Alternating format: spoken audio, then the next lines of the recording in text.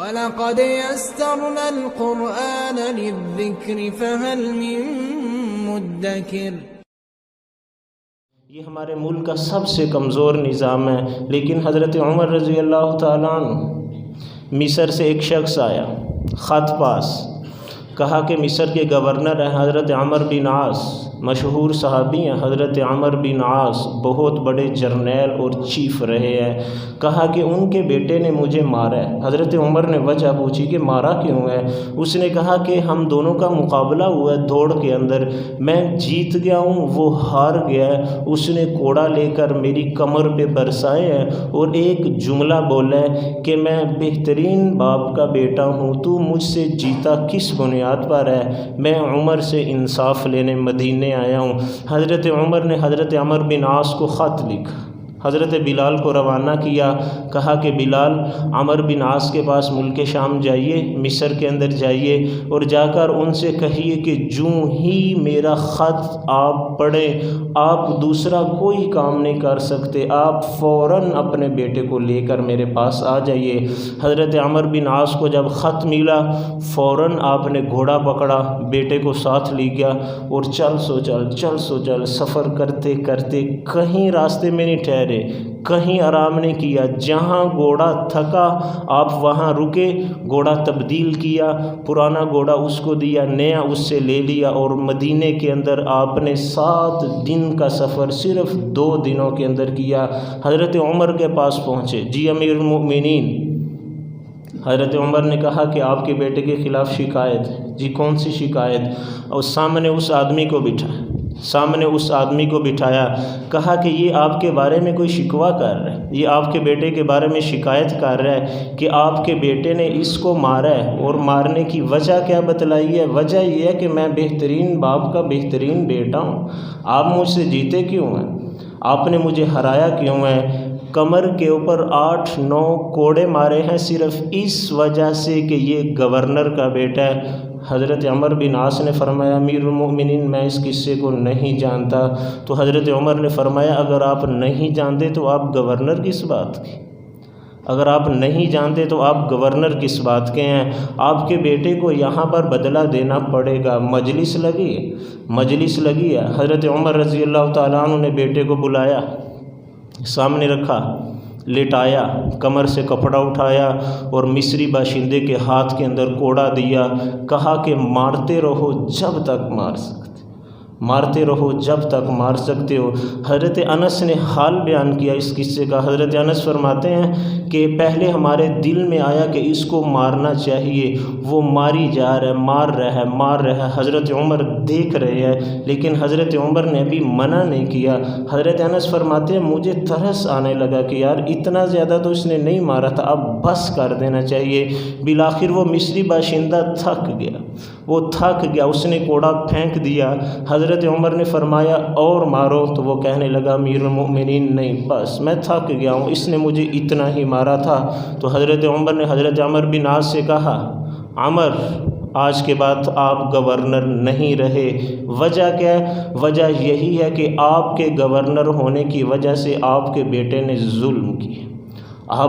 ظلم کیا، آپ اس کے حقدار نہیں ہیں، آپ اس کے لائق نہیں ہیں، آج کے بعد میں آپ کو معزول کرتا ہوں۔ یہ حضرت عمر کا انصاف تھا۔ اب اس قصے کو سامنے رکھتے ہیں، اس واقعہ کو سامنے رکھتے ہیں، اپنے ملک پاکستان کا حال تو دیکھتے ہیں۔ صرف چند دن پہلے آپ حضرات نے قصہ سنا ہوگا، آپ حضرات نے واقعہ سنا ہوگا، بہاولپور یونیورسٹی، اسلامیہ یونیورسٹی کے اندر جو کچھ ہوا، 5,500 بچیوں کی عزتوں کے ساتھ کھیلا گیا اور وہ دبا دی ہے، وہ قصہ ہی دبا دی ہے۔ وجہ کیا ہے کہ اس کے اندر ایک وفاقی وزیر کا بیٹا ملوث ہے۔ 5,500 بچیوں کی عزتیں نیلام ہوئی ہیں، ان کے ساتھ کھلواڑ کیا گیا، ان کا تماشا بنایا گیا، کسی نے کیس اٹھایا ہی نہیں، کسی نے بات ہی نہیں کی، نہ میڈیا کے اوپر آیا، نہ کوئی صحافی بولا، نہ کوئی وزیر بولا، نہ کوئی مشیر بولا، نہ ہی چیف صاحب نے بات کی۔ وجہ کیا ہے کہ ایک وزیر کا بیٹا اس کے اندر ملوث ہے۔ یہ میرے ملک کا عدالتی نظام ہے، اور دوسری طرف حضرت حضرت عمر رضی اللہ تعالیٰ عنہ کا عدالتی نظام ہے، آپ ذرا دونوں کا تقابل تو کریں، آپ ذرا دونوں کا موازنہ تو کریں۔ ہم کس منہ سے اپنے آپ کو فاروقی کہتے ہیں؟ ہم کس بنیاد پر یکم محرم الحرام کو حضرت عمر کے نام سے جلسے اور جلوس کرتے ہیں؟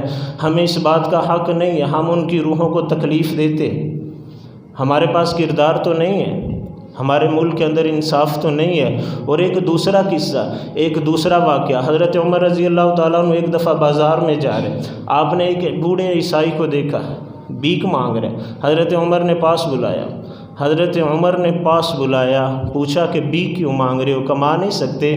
اس نے کہا نہیں امیر المؤمنین، بوڑھا ہوں، غیر مسلم ہوں، عیسائی ہوں، وظیفہ ملتا نہیں ہے، کما سکتا نہیں، تو اپنا پیٹ، بچوں کا پیٹ پالنے کے لیے میں بھیک مانگ رہا ہوں۔ حضرت عمر فوراً گئے شورا کا اجلاس طلب کیا اور کہا کہ ہم غیر مسلموں سے جزیہ لیتے ہیں جب وہ جوان ہوتے ہیں، لیکن جب وہ بوڑھے ہوتے ہیں تو ہم ان کو بھول جاتے ہیں، اسلام اس چیز کی اجازت نہیں دیتا۔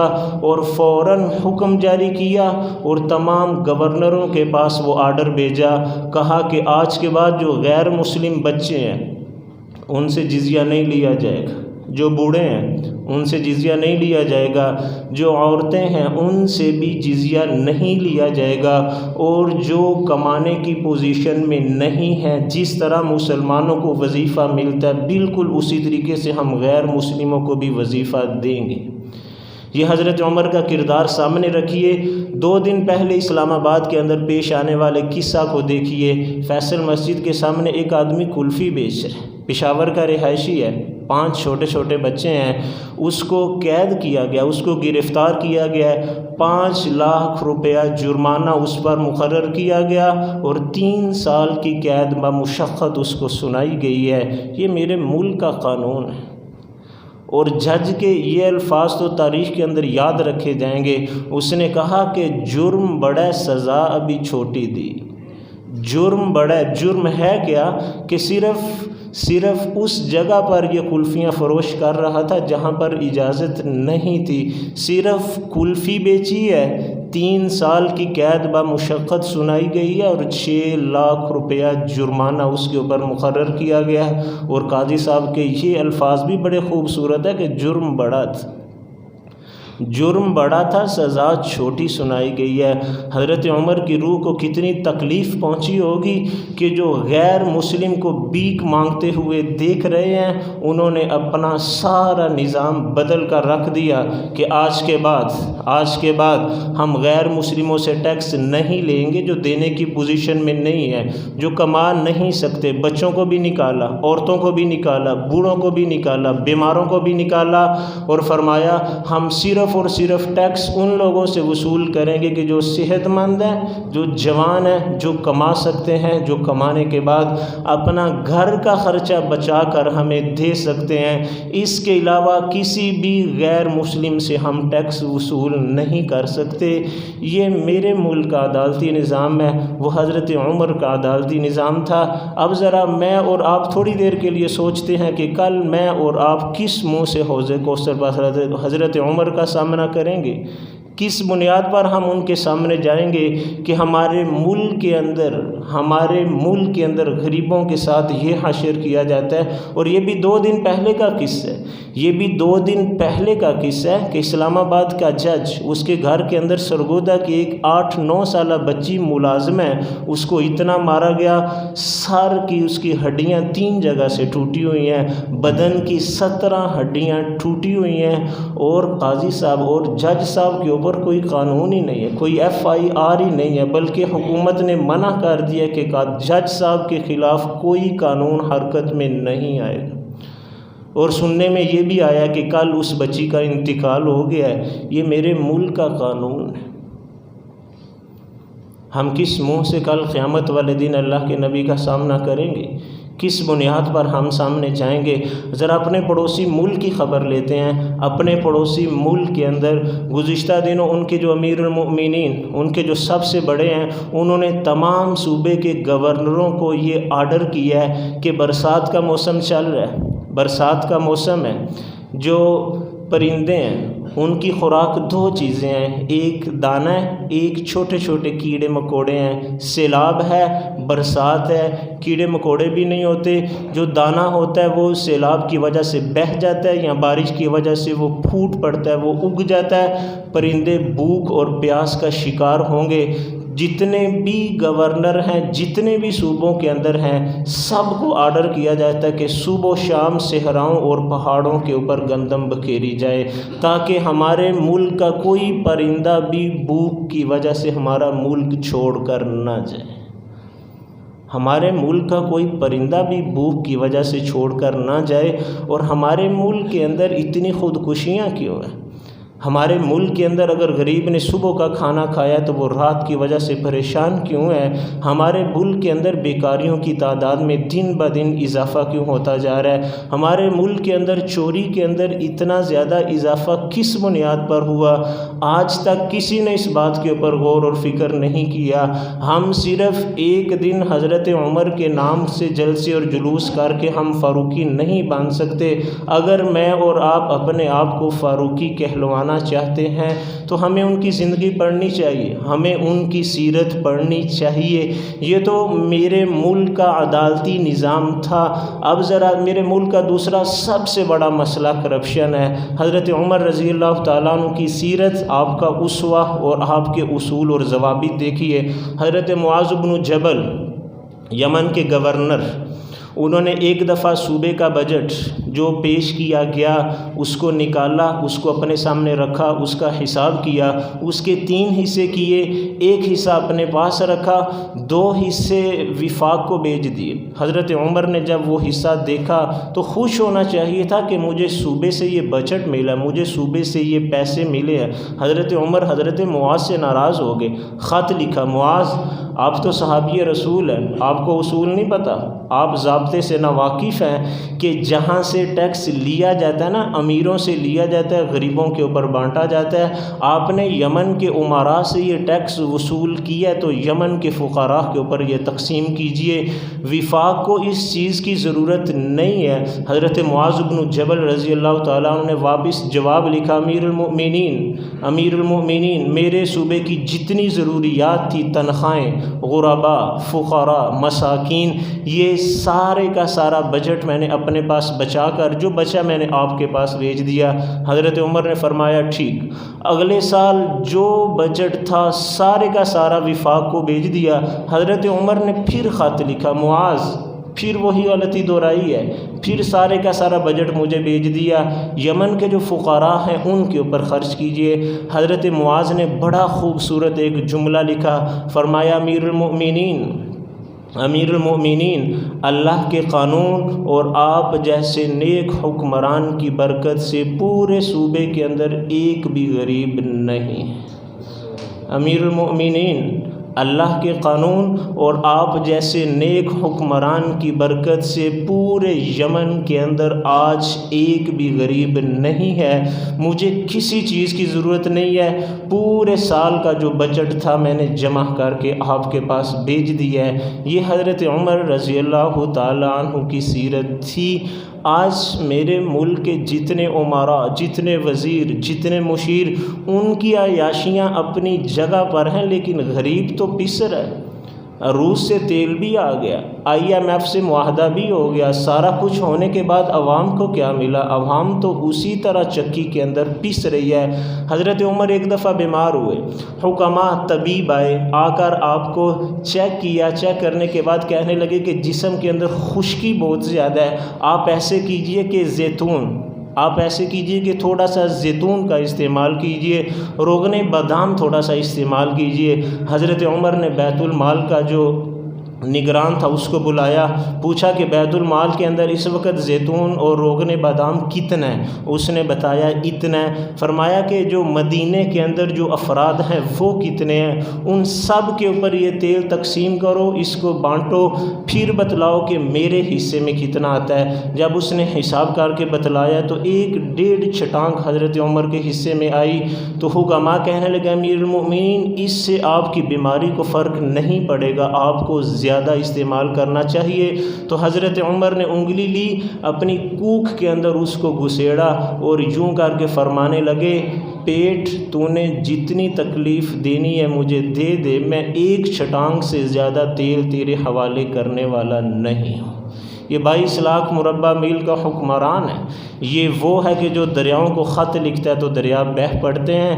یہ وہ ہے کہ جو مدینے کے اندر کھڑے ہو کر ہزاروں میل دور جو نا حضرت ساریہ کو حکم دیتا تو ہوا فوراً پیغام لے کر وہاں پہنچ جاتی ہے۔ یہ وہ عمر ہے کہ جو مدینے کے اندر بیٹھ کر صرف اپنی قمیص اتار کر آگ کے آگے رکھ دیتا ہے تو آگ پھر فوراً واپسی کا سفر شروع کر دیتی ہے، لیکن 1.5 چھٹانگ سے زیادہ تیل اپنے لیے جائز نہیں سمجھتے۔ آج میرا ملک کہاں پر کھڑا ہے؟ ایک اور واقعہ کہ کسریٰ ایران فتح ہوا، مال غنیمت حضرت عمر رضی اللہ تعالیٰ عنہ کے پاس آیا، مسجد نبوی کے اندر ڈیر لگا ہوا ہے، حضرت عمر رضی اللہ تعالیٰ عنہ توڑوں کے اندر ہے، بوریوں کے اندر ہے۔ حضرت عمر کبھی ایک کو کھولتے ہیں، دوسرے کو کھولتے ہیں، تیسرے کو کھولتے ہیں، کوئی چیز تلاش کر رہے ہیں لیکن مل نہیں رہی، پریشانی بڑھتی جا رہی ہے، اور ساتھ ایک جملہ گنگنا رہے ہیں کہ یوں ہو نہیں سکتا، ایک جملہ زبان کے اندر گنگنا رہے ہیں کہ ممکن نہیں ہے، یہ ہو نہیں سکتا۔ حضرت عبد الرحمن بن عوف تھوڑی دیر دیکھتے رہے، پھر جب برداشت نہ ہوا، جب سہ نہ سکے تو آئے، امیر المومنین کیا بات ہے، آپ کی پریشانی بڑھتی چلی جا رہی ہے اور ایک جملہ آپ گنگنا رہے ہیں۔ تو حضرت عمر نے فرمایا، عبد الرحمن ایران فتح ہوا ہے، کسریٰ کو شکست ہوئی ہے، مال غنیمت سارا پہنچ چکا ہے، تجھے یاد ہے نا وہ سراقہ بن مالک والی روایت کہ سراقہ کو ہجرت کے موقع پر اللہ کے نبی نے کہا تھا، میں تیرے ہاتھ کے اندر کسریٰ کے کنگن دیکھ رہا ہوں۔ کسریٰ کو شکست ہوئی ہے، مال غنیمت آ گیا، اس کے کنگن آنے چاہیے تھے، اور مجھے اللہ کے نبی نے میرا ہاتھ پکڑ کر کہا تھا، عمر تیرے زمانے کے اندر کسریٰ کو شکست ہوگی، ایران فتح ہوگا، اس کا مال غنیمت آئے گا، اس کے اندر کسریٰ کے کنگن ہوں گے، تو نے سراقہ کو پہنانے ہیں، میں وہ کنگن تلاش کر رہا ہوں لیکن مل نہیں رہے، میری پریشانی میں اضافہ ہوتا چلا جا رہا ہے۔ حضرت عبد الرحمن بن عوف نے سنا تو وہ بھی پریشان ہوئے کہ بات تو واقعی قابل تشویش ہے۔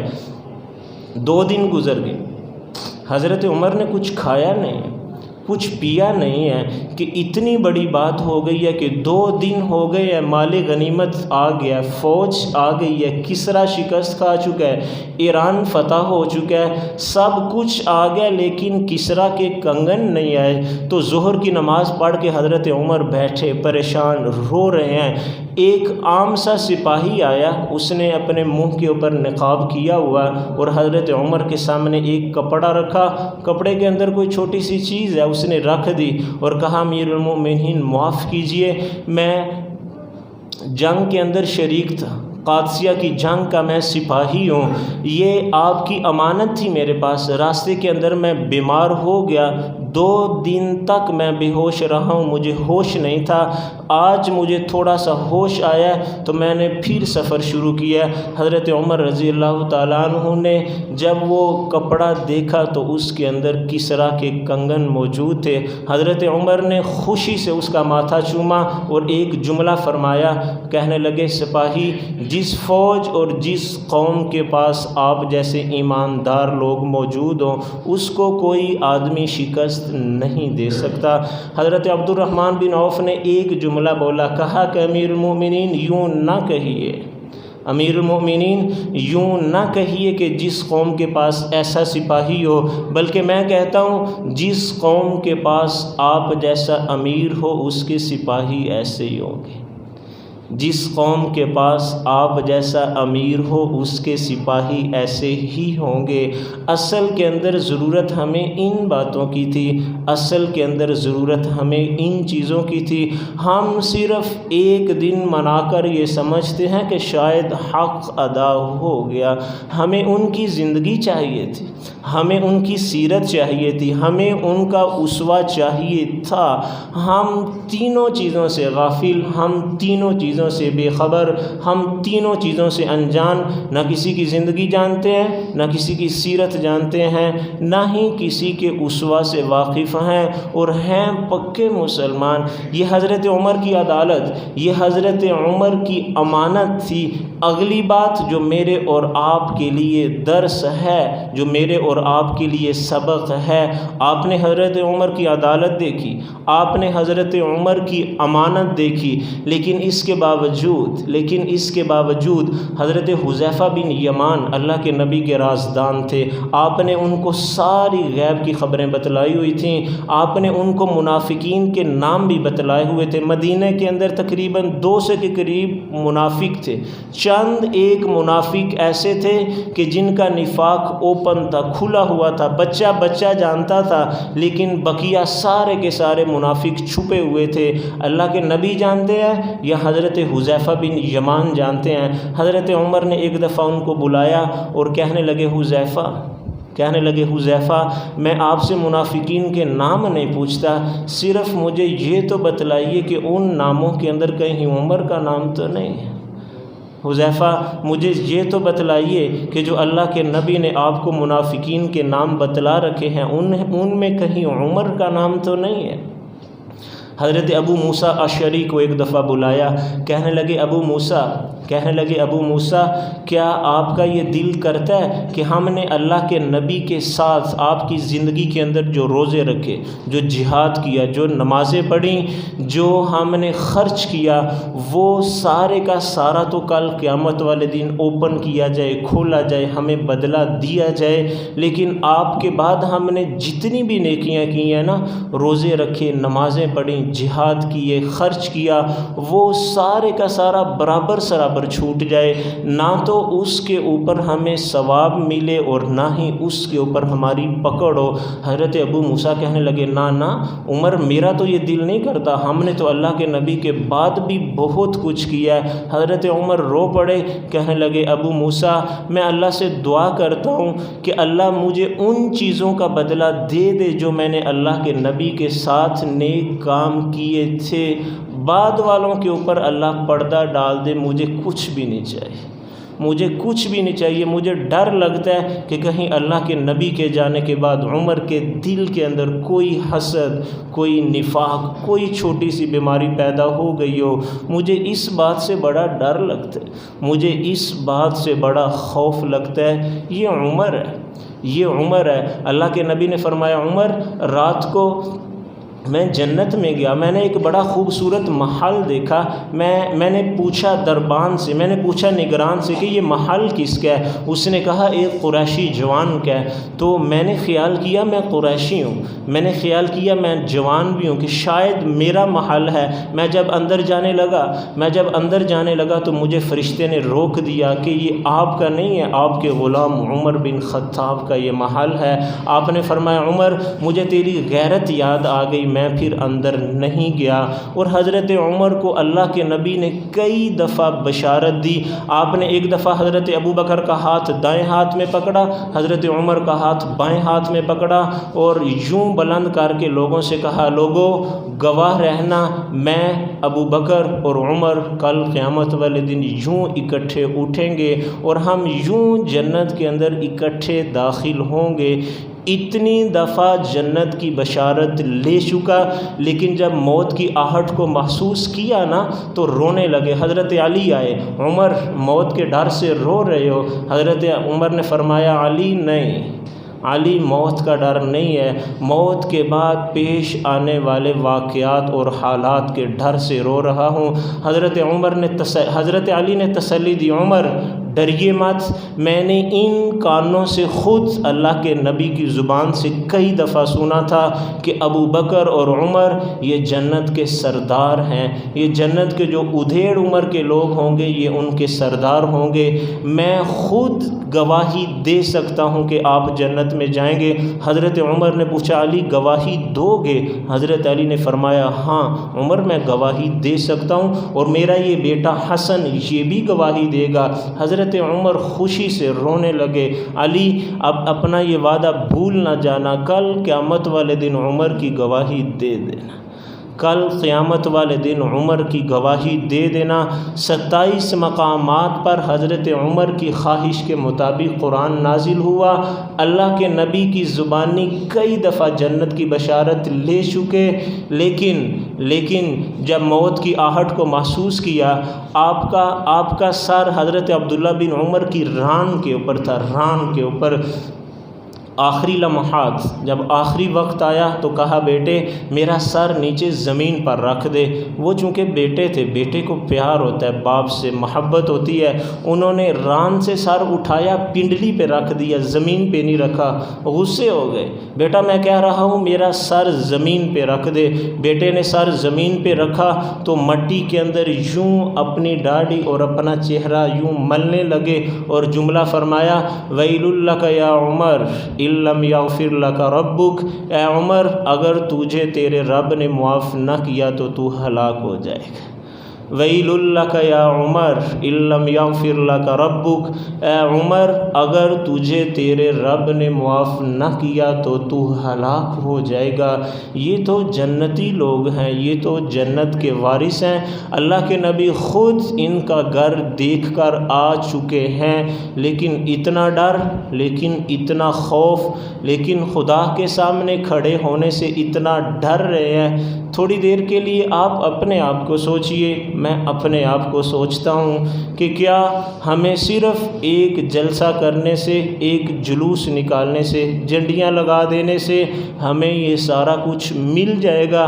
اگر مل جائے گا تو ٹھیک ہے، جن راہوں پہ چل رہے ہو چلتے رہو، اور اگر نہیں، یقیناً نہیں، تو پھر مجھے اور آپ کو راہیں بدلنی ہوں گی، مجھے اور آپ کو اپنی زندگیوں کے اوپر نظر ثانی کرنا پڑے گی۔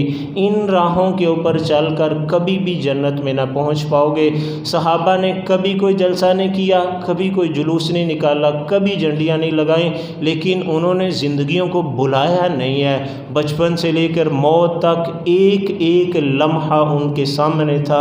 اللہ کے نبی کا بھی، ابو بکر کا بھی، عمر کا بھی، عثمان کا بھی، علی کا بھی۔ اگر اپنے آپ کو سچا اور پکا مسلمان کہلوانا چاہتے ہو تو آپ سب کی زندگیوں کو پڑھیے، اپنی زندگیوں کے اندر ان کو ڈالیے، ان کی سیرت کے مطابق اپنی زندگیاں گزر بسر کیے۔ اور اگر یہ نہ ہوا، انہی راہوں پہ چلتے رہے جن پہ چل رہے ہو، تو ڈر ہے، خوف ہے، کل قیامت والے دن حوض کوثر پہ جانے کا راستہ نہ ملے گا۔ روک دیے جائیں گے کہ ہماری زندگیوں کو بلایا، ہماری سیرت کو بلایا، ہمارے اسوہ کو بلایا، صرف 24 گھنٹے منا کر ہماری زندگیوں کا حق ادا نہ ہو پائے گا۔ اللہ تعالیٰ سے دعا ہے اللہ تعالیٰ مجھے، آپ کو، اللہ کے نبی، ابو بکر، عمر، عثمان، علی، سب کی زندگیاں، سب کی سیرت، سب کے اسوہ کو پڑھنا، پھر اس کے اوپر عمل کرنے کی توفیق عطا فرمائے۔ آخر دعوانا ان الحمد للہ رب العالمین۔